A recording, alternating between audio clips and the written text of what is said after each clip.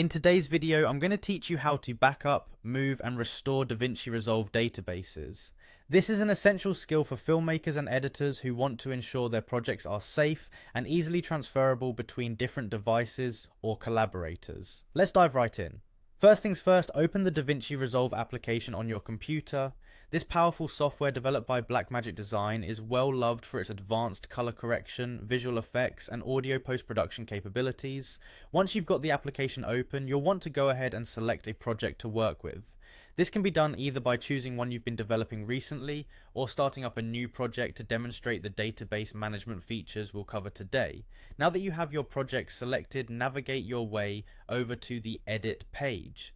The Edit page is where the magic happens in Davinci Resolve. This is where you can fine-tune edits, manage timelines, apply effects, and more.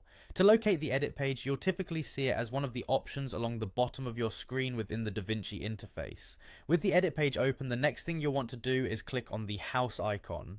Clicking this typically brings you to the project manager, which acts as your central hub for managing and accessing various projects, including their corresponding databases. This is crucial because databases contain all the essential information regarding your project. Timelines, media, settings, everything.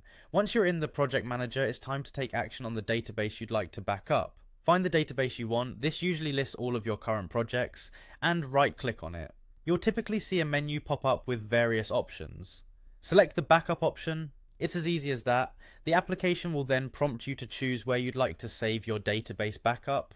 It might be a good idea to choose a location that is both secure and easily accessible, like an external hard drive or a cloud storage service, to ensure you can retrieve this data whenever necessary. When you've decided to move your database, simply navigate back to where you saved the backup. Copy the backup file and paste it into the designated database location on your new system, or share it with a collaborator. To restore a database, open Davinci Resolve on the receiving device.